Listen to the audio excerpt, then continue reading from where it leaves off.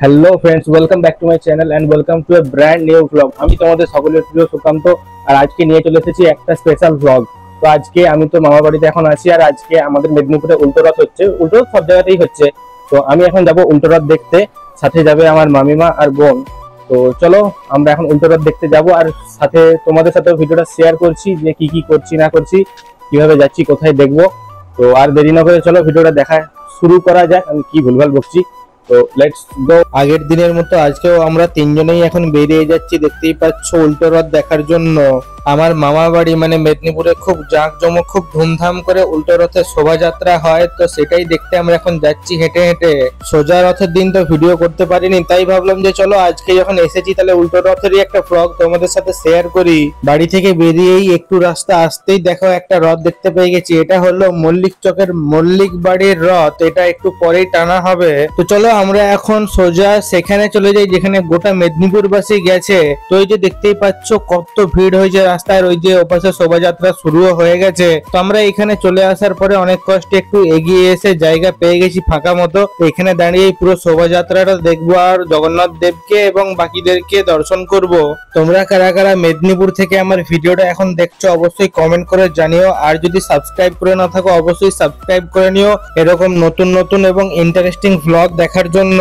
আমরা একদম কারেক্ট টাইমেই এসেছিলাম, এই সবে প্রসেশনটা এই রাস্তা দিয়ে যাচ্ছিল। তো এক এক করে এখানে দেখতে পাচ্ছ ব্যান্ড পার্টি যাচ্ছে, আরো এখানে সব ঠাকুরের মূর্তি যাচ্ছে যেগুলো কিনা কয়েকজন শিল্পী বানিয়েছে।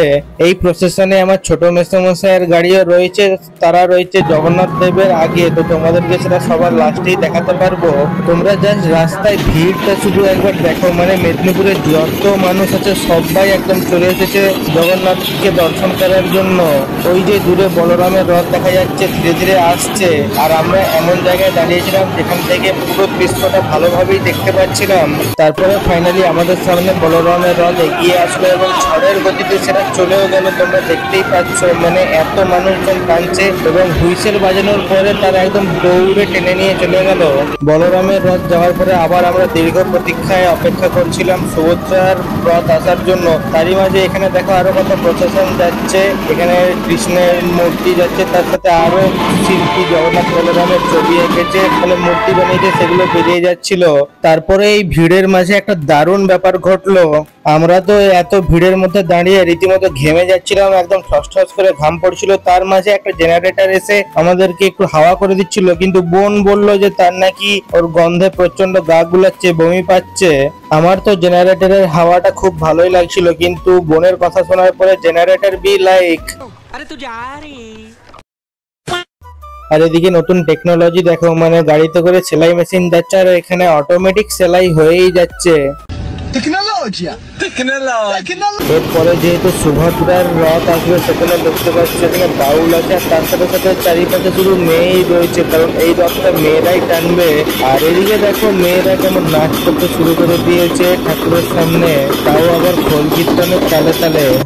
যেমনটা তোমাদেরকে আগেই বললাম, এরপরে সুভদ্রার রথ আসছে, আর দেখতেই পাচ্ছ পুরো রথটা দড়িটাই মেয়েরা ধরে টানছে। তারপরে এবারে জগন্নাথের রথ আসবে, আর এই যে এই গাড়িটা যেটার কথা তোমাদেরকে আগে বলেছিলাম প্রথমে, এই যে মেসোমশাইয়ের গাড়ি, সামনে ভাই বসে রয়েছে, আর ভাইয়ের কাছে গ্লুকোজ ড্রিঙ্কস ছিল যেটা আমাদেরকে দিয়ে দিল একটা। আর ওপাশে দেখতে পাচ্ছ মেসোমশাই গাড়ি চালাচ্ছে। তো এরপরে ওরা সামনের দিকে এগিয়ে চলে গেল, আর ওদের গাড়িতে ছিল ব্যান্ড পার্টি। দুটো রথ তো চলে গেছিল, বলরাম আর সুভদ্রার। তো এরপরে আমরা অপেক্ষা করছিলাম জগন্নাথের রথের জন্য। তো দেখতে পাচ্ছ আস্তে আস্তে প্রসেশনটা এগিয়ে আসছে, আর ওই যে রয়েছে জগন্নাথের রথ। এই দৃশ্যটা দেখার জন্যই আমরা সেই সন্ধ্যা থেকে অপেক্ষা করে রয়েছি। আর তারপরে ভিড়ে ভিডিও করতে যে আমার এমন অবস্থা হবে আমি ভাবতেও পারিনি। সবাই রথের দড়ি ধরতে যাচ্ছিল দেখে আমিও ধরতে গেলাম, আর দিয়ে ভুলেই গেছিলাম যে আমি ব্লগ করছি।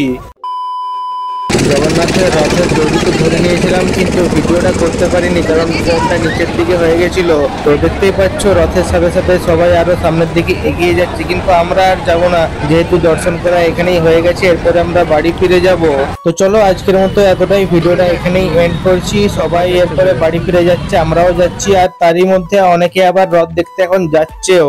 এবারের মতো রথযাত্রা এখানেই শেষ হলো। জগন্নাথ বলরাম সুভদ্রাও নিজের বাড়ি ফিরে গেল, এরপরে আমরাও নিজের বাড়ি ফিরে যাব। তো চলো তোমাদের সাথে দেখা হবে আবার একটা নেক্সট ভিডিও নিয়ে। সো টিল দেন তোমরা সবাই ভালো থেকো, সুস্থ থেকো। আর যারা এখনো আমার চ্যানেলটা সাবস্ক্রাইব করোনি তোমরা কি করছো, জলদি চ্যানেলটা সাবস্ক্রাইব করে নাও এরকম আরো মজাদার ভিডিও দেখার জন্য।